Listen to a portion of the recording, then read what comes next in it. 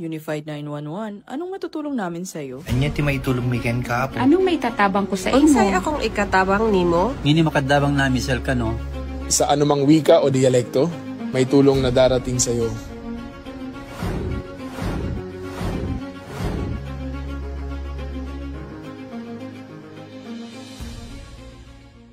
Lilingkod sa bawat Pilipino at magbibigay ng tamang impormasyon para sa tahimik at maayos na Pilipinas. Police News Network, alagad ng batas, tagapagtaguyod ng balitang pulis, sandigan ng mamamayan, patnubay ng katotohanan.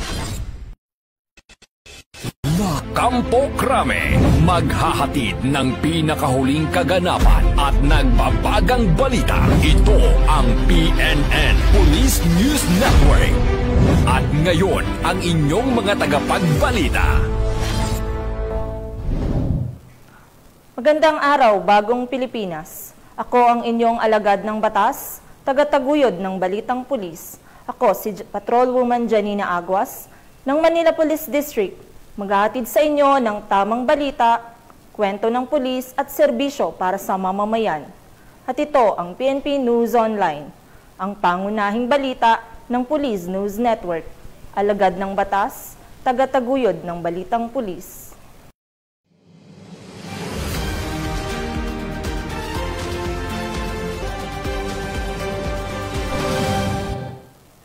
Narito ang mga balitang dapat niyong abangan.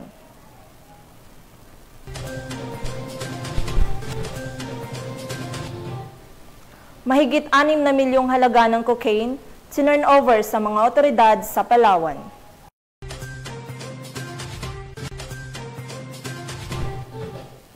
Dating miyembro ng Communist Terrorist Group, voluntaryong sumuko sa Apayao.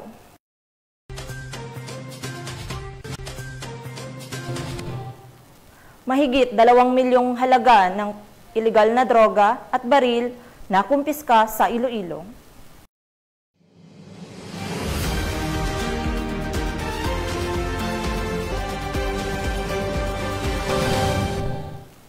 Narito ang mga balitang hatid ng ating PNN correspondents mula sa iba't ibang panig ng bansa.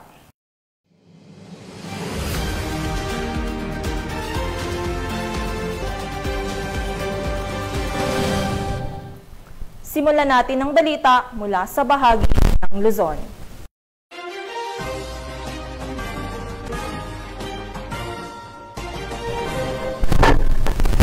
Muling umarangkada ang Community Outreach Program na isinagawa ng Regional Mobile Force Battalion 1 sa San Fernando City. Ang magandang balita ay mula kay Police Corporal J.R. Del Mendo.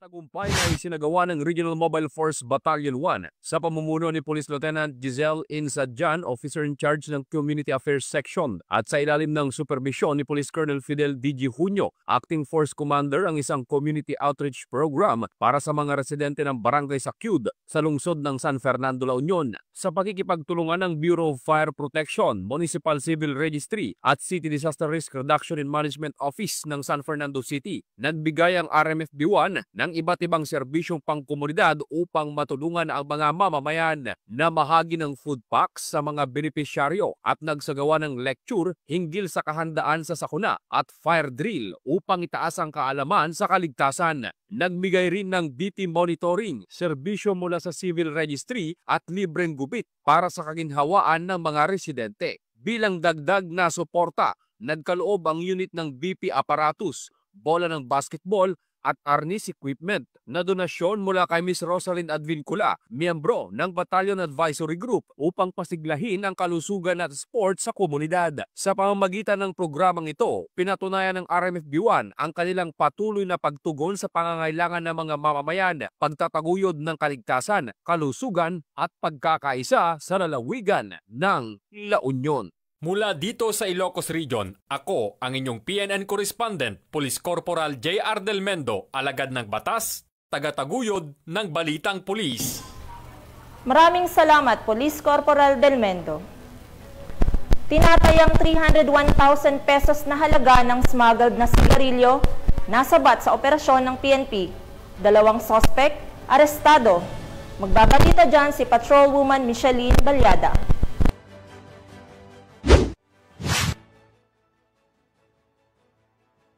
Arestado ang dalawang individual sa matagumpay na operasyon laban sa pagbebenta ng peking sigarilyo ng Dinapige Municipal Police Station nito lamang Sabado, 18 ng Oktubre taong kasalukuyan sa Barangay Digumased, Dinapige, Isabela. Sa pangunguna ni Police Captain Joshua C. Furigay, officer in charge ng Dinapige Municipal Police Station, naaresto ang mga suspek na kinilalang sina alias JV, 34 anyos at alias Ted, 36 anyos, matapos mahuling aktwal na nagbebenta ng mga peking sigarilyo sa harap ng Juantas Store dakong 1:00 ng hapon. Batay sa ulat ng Barangay Intelligence Network, ang mga suspek ay nagbebenta at nagdi-distribute ng mga kontrabandong sigarilyo sa mga bayan ng Kasiguran at Dilasag sa Aurora at maging sa Dinapige, Isabela. Na-recover mula sa kanila ang 16 na kahon ng iba't ibang brand ng peking sigarilyo na may kabuuang halagang 301,000 pesos at isang puting Isuzu NKR truck na ginamit sa illegal na gawain. Ang mga suspek ay nahaharap ngayon sa kasong paglabag sa Section 263 ng Republic Act 8424 o National Internal Revenue Code. Nasa kustudiya na sila ng Dinapige Municipal Police Station para sa kaukulang dokumentasyon at disposisyon. Ang naturang operasyon ay bahagi ng patuloy na kampanya ng PNP Dinapige sa ilalim ng programang Makabagong Pulisya,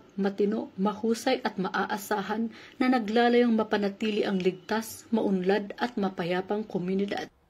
Mula dito sa Lambak ng Cagayan, ako ang inyong Police News Network correspondent, Patrolwoman Balyada, alagad ng batas, tagataguyod ng balitang pulis. Maraming salamat, Patrolwoman Balyada. Sa walang humpay na operasyon kontra ilegal na droga ng PNP, nasabat ang 850,000 pesos na halaga ng ilegal na droga mula sa 2 lalaki sa isinagawang bypass operation ng Cabuyao PNP. Patrolwoman Maysa Arturio, ibalita mo. 2 suspek ang naaresto sa ikinasang bypass operation ng Cabuyao Component City Police Station nito lamang Oktubre 18 taong kasalukuyan sa Barangay Gulod, Cabuyao City, Laguna. Kinilala ni Police Colonel John R. Yupio, Acting Provincial Director ng Laguna Police Provincial Office, ang mga suspect na sina alias Huawei, 31 anyos, at alias Ray, 29 anyos, na kapwa-residente ng Santa Rosa City, Laguna. Nakumpiska mula sa mga suspect ang humigit kumulang 125 gramo ng hinihinalang shabu na may standard drug price na aabot sa 850,000 pesos, isang weighing scale, isang belt bag, at iba pang drug paraphernalia. Ang buong operasyon ay naisagawa sa presensya ng isang hala na opisyal ng isang barangay at isang kinatawan ng media habang ito ay naitala gamit ang isang body-worn camera. Kasalukuyang nasa custody ng Cabuyao CCPS ang mga arestadong suspect na nahaharap sa kasong paglabag sa Republic Act 9165 o ang Comprehensive Dangerous Drugs Act of 2002. Mula rito sa Calabarzon, ako ang inyong Police News Network correspondent, Patrolwoman Sarturio, alagad ng batas, tagataguyod ng balitang pulis. Maraming salamat, Patrolwoman Sarturio. Mahigit 6 na milyong halaga ng cocaine ang tinurnover ng isang mangingisda sa mga otoridad sa Puerto Princesa City, Palawan. Ang buong detalye ay hatid ni Patrolwoman Desiree Padilla. Ng Puerto Princesa City Police Office ang katapatan at pagiging alerto ng isang mangingisda mula sa Barangay Bagong Bayan matapos nitong agad na isuko sa mga otoridad ang isang pakete ng hinihinalang cocaine na natagpuan niyang palutang-lutang sa dagat nito lamang Oktubre taong kasalukuyan. Batay sa investigasyon, bandang alas 8 ng umaga nang mapansin ng naturang mangingisda ang isang kahinahinalang pakete habang pauwi mula sa pangingisda. Agad niya itong pinaalam kay Barangay Captain Rolly A. Magbanwa na mabilis namang nakipag-ugnayan sa Police Station 3 upang may parating sa mga otoridad ang natuklasan. Agad na rumisponde sa ulat ang mga tauhan ng Police Station 3 sa pangunguna ni Police Captain Discoro S. Orchidera Jr. kasama ang mga kasapi ng City Mobile Force Company, Regional Intelligence Division at City Police Drug Enforcement Unit.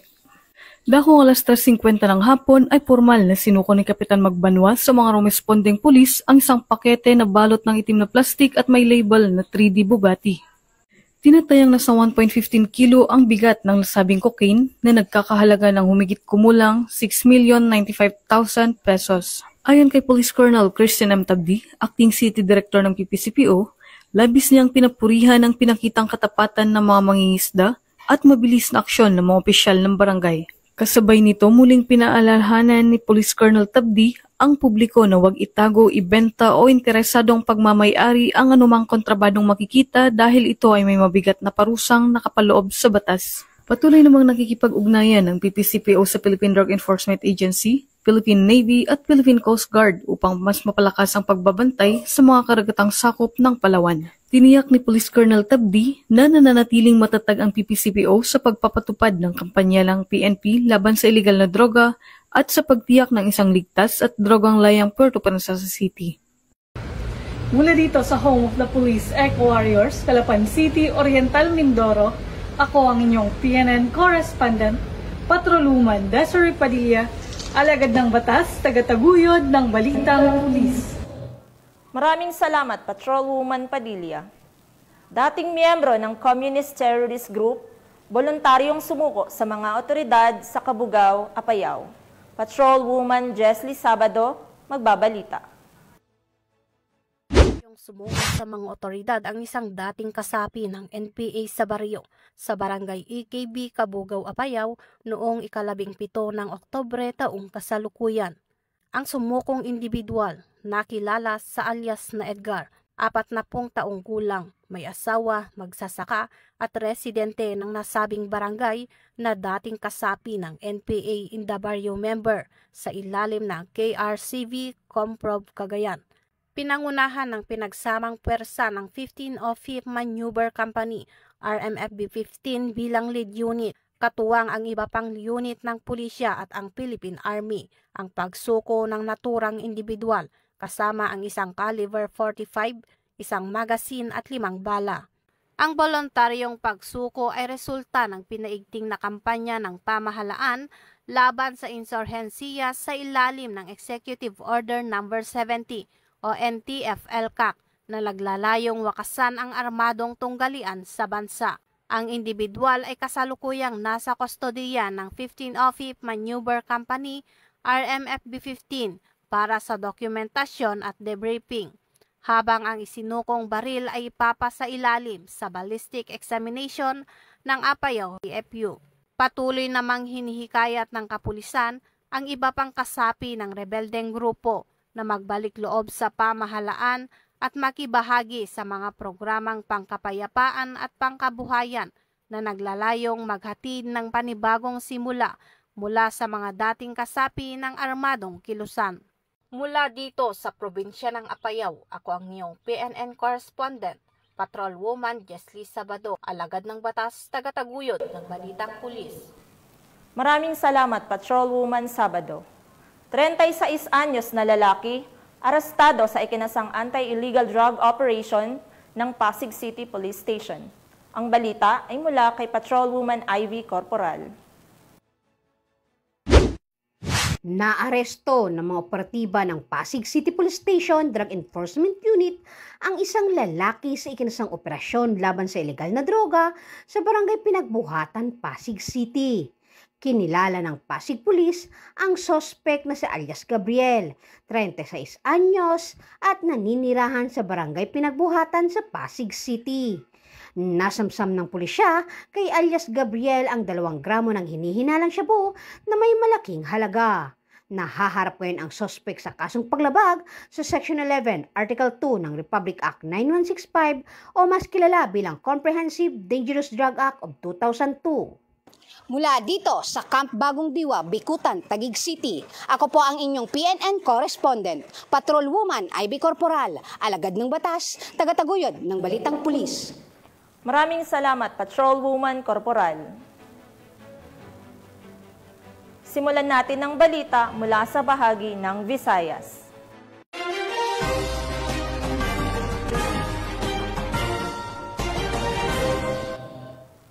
Mahigit 2 milyong pisong halaga ng ipinagbabawal na gamot kasama ang isang caliber 22 revolver sa isinagawang operasyon sa Iloilo.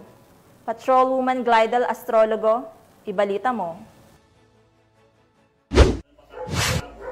Nasabat ng mga operatiba ng Iloilo Police Provincial Office, Provincial Drug Enforcement Unit sa pangunguna ni Police Major Dadji Dilema ang tinatayang 2,040,000 pesos na halaga ng hinihinalang shabu at isang baril sa matagumpay na buy-bust operation na isinagawa sa Barangay Agutayan, Santa Barbara, Iloilo, bandang alas 8 ng gabi nito lamang ika-17 ng Oktubre taong kasalukuyan. Kinilala ang pangunahing suspect na si alias Bay, 48 taong gulang, walang trabaho at residente ng Barangay Liboo, Pasig City. Nahuli rin kasama nito ang 4 pang individual na sina alias Jonel, 47 taong gulang ng Barangay Agutayan, Santa Barbara, Iloilo, alias Tisoy, 45 taong gulang ng Aganan, Pavia, at alias Maymay, 38 taong gulang ng Kagamutan Norte, Leganes, Iloilo. Ayon kay Police Major Dilema, kabilang si alias Bay sa mga itinuturing na source ng illegal na droga sa lalawigan. Na-recover mula sa mga suspect ang humigit kumulang 300 gramo ng hinihinalang shabu, tinari ng isang homemade caliber .22 revolver na may lamang 7 bala. Sa ngayon, ang mga suspect ay nasa kustudiya na ng Santa Barbara Municipal Police Station para sa dokumentasyon at nakatakdang sampahan ng kasong paglabag sa Republic Act 9165 o ang Comprehensive Dangerous Drugs Act of 2002 at Republic Act 10591 o ang Comprehensive Firearms and Ammunition Regulation Act. Ang matagumpay na operasyon na ito ay patunay ng patuloy na dedikasyon ng Iloilo PNP sa paglaban kontra droga at sa pagpapanatili ng kapayapaan at kaligtasan ng mga Ilonggo, alinsunod sa kanilang isinusulong na bagong PNP para sa bagong Pilipinas, serbisyong mabilis, tapat at nararamdaman. Mula dito sa Police Regional Office 6, ako ang iyong Police News Network Correspondent, Patrolwoman Glidel Astrologo, alagad ng batas, tagataguyod ng Balitang Pulis. Patrolwoman Astrologo. 25 anyos na vlogger, arestado matapos mahuli sa isinagawang buy-bust operation ng mga miyembro ng Tubigon PNP. 68,000 pesos na halaga ng iligal na droga, nasamsam. Niedo, magbabalita.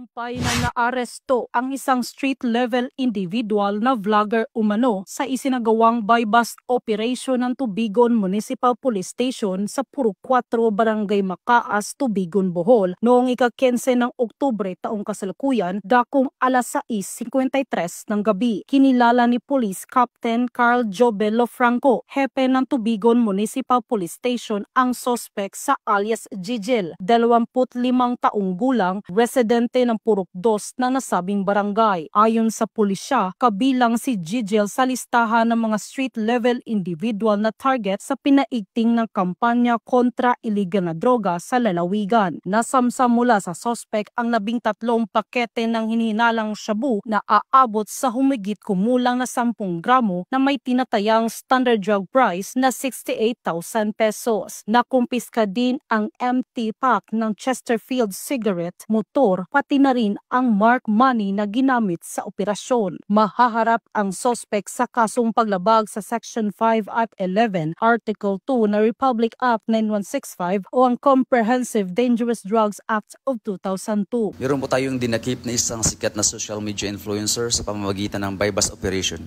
Na-monitor natin ang kanyang gawain dahil siya po ay nagla-live sa Facebook at maghihikayat sa paggamit ng droga. Nais ko lang pong ipaalala, huwag nating gamitin ang social media sa maling paraan, lalo na sa pag-iendorso, pagpapakita o pagpopromote ng paggamit ng iligal na droga. Ang ganitong mga gawain ay hindi nakakatawa, hindi nakakabilib at lalong hindi nakakabuti, kahit na ikaw pa ay sikat na social media influencer.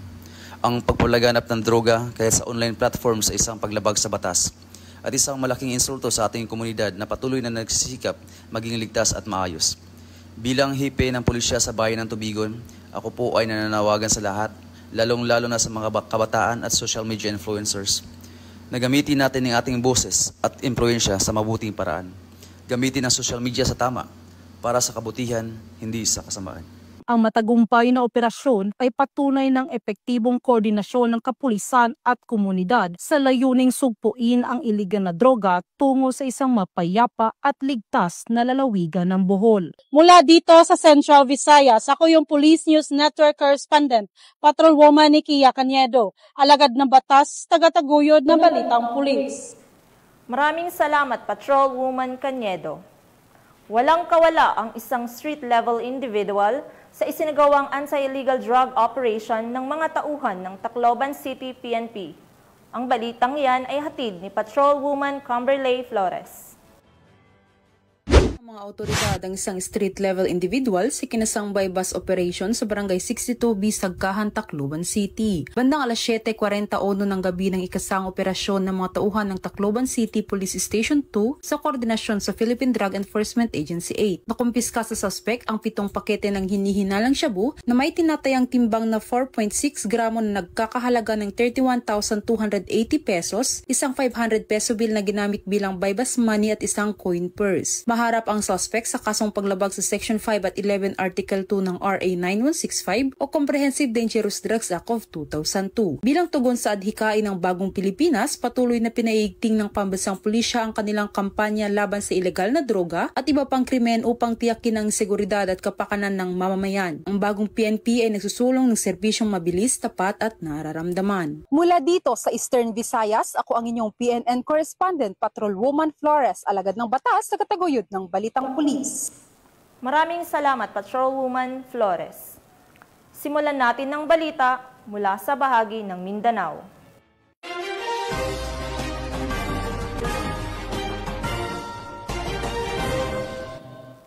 Hindi na nakapalagpas sa mga tauhan ng Regional Police Drug Enforcement Unit 10 ang isang drug suspect sa isinagawang bypass operation sa Valencia City, Bukidnon.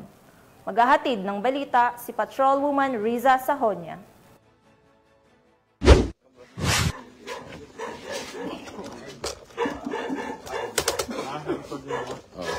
Arestado ang isang drug suspect sa isinagawang joint bypass operation ng RPDEO 10, 1003rd Maneuver Company, RMFB 10, Bukidnon Provincial Intelligence Unit, CD Anti-Drug Special Unit Team, Bukidnon PPO, katuwang ang mga kapulisan ng Valencia City Police Station sa Barangay Poblacion, Valencia City, Bukidnon, nitong 18 ng Oktubre taong kasalukuyan. Kinilala ni Police Lieutenant Colonel Brian M. Panganiban, officer in charge ng Valencia City Police Station and drug suspect na si Alice Lali. Lalaki, 41 taong gulang, may asawa, walang trabaho at residente ng nasabing lugar.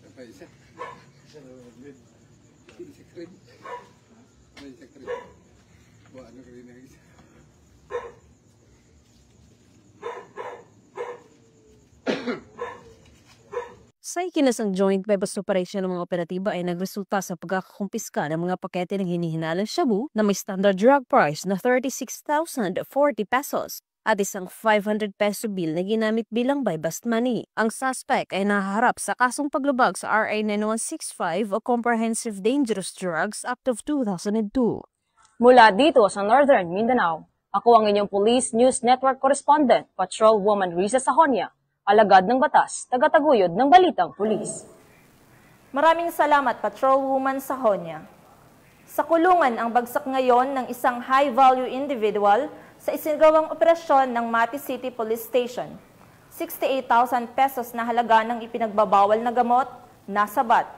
Magbabalita dyan si Patrolwoman Bernamay Lapus. Ang isang drug personality sa isinagawang bypass operation ng Mati City Police Station sa Purok Seaside, Barangay Badas, Mati City, Davao Oriental, nito lamang ika-18 ng Oktubre taong kasalukuyan. Kinilala ni Police Lieutenant Colonel Frederick C. Saaw, Acting Chief of Police ng Mati City Police Station, ang suspect na si alias Buhel, 38 anyos, driver na tinaguriang high-value individual sa nasabing lugar. Ayon pa kay Police Lieutenant Colonel Saaw, nahuli ang suspect ng mga tauhan ng Mati City Police Station sa koordinasyon ng City Drug Enforcement Unit. Na-recover mula sa suspect ang 3 pakete ng pinaghihinilaang shabu na may tinatayang bigat na 10 grams na may standard drug price na 68,000 pesos, isang black pouch at bypass money na ginamit sa operasyon. Samantala, ang suspect ay kasalukuyang nasa kustodiya na ng nasabing istasyon para dumaan sa tamang disposisyon at mahaharap sa kasong paglabag sa Republic Act 9165 o ang Comprehensive Dangerous Drugs Act of 2002. Ang matagumpay na operasyon ay bahagi ng pinapaigting na kampanya ng Police Regional Office 11 sa ilalim ng pamumuno ni Police Brigadier General Joseph R. Arquiles laban sa iligal na droga sa Rehiyon 11. Mula dito sa Police Regional Office 11, ako ang iyong PNN Correspondent, Patrolwoman Bernamil Lapus, alagad ng batas, tagataguyod ng balitang pulis. Maraming salamat, Patrolwoman Lapus. 518,000 pesos na halaga na smuggled na sigarilyo na-recover sa checkpoint ng mga otoridad sa Sultan Kudarat, Maguindanao del Norte. Ang buong detalye ay mula kay Patrolwoman Angela Bandarlipe. Na-recover ang 518,000 pesos halaga ng smuggled cigarettes sa isinagawang anti-criminality checkpoint operations at police visibility ng mga personahe ng Sultan Kudarat PNP sa Diversion Road, Barangay Dumalungkob, Sultan Kudarat, Maguindanao del Norte nito lamang 17 ng Oktubre taong kasalukuyan. Ayon kay Police Lieutenant Colonel Hector E. Tanyo Jr., Acting Chief of Police ng Sultan Kudarat MPS, bandang alas 9:50 ng gabi ng nasabing petsa nang makatanggap ng ulat ang naturang istasyon mula sa isang concerned citizen tungkol umano sa mga hinihinalang mga abandonadong smuggled na sigarilyo. Agad namang rumisponde ang mga operatiba ng Sultan Kudarat MPS at doon na-recover ang 14 na kahon ng iba't ibang klase ng umanay smuggled na sigarilyo na tinatayang nagkakahalaga na humigit kumulang 518,000 pesos na iniwan umano sa madilim na bahagi ng nasabing lugar ng isang hindi pa nakikilalang suspect.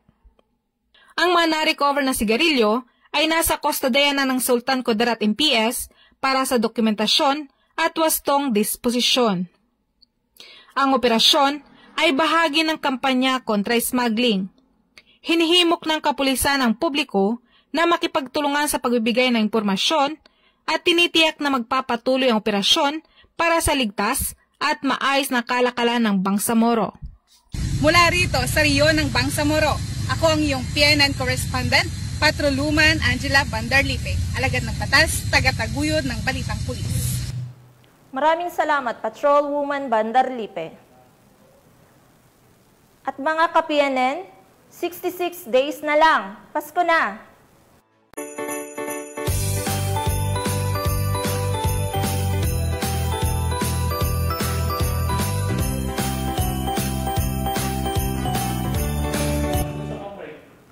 Sa ngalan ng pamunuan ng Philippine National Police, sa pangunguna ni Acting Chief PNP Police Lieutenant General Jose Melencio Nartates Jr. at sa pamumuno ni President Ferdinand Bongbong Marcos Jr., kami ay maglilingkod sa bawat Pilipino at magbibigay ng tama at balanseng balita. Mula rito sa tanggapan ng tagapag-ugnay ng pambansang pulisya, kami ang inyong alagad ng batas, tagataguyod ng balitang pulis. Ako ang inyong tagapag-ugnay, ako si Patrolwoman Janina Aguas. Maghahatid ng tamang balita, kwento ng pulis at serbisyo para sa mamamayan. At ito ang PNP News Online, ang pangunahing balita ng Police News Network.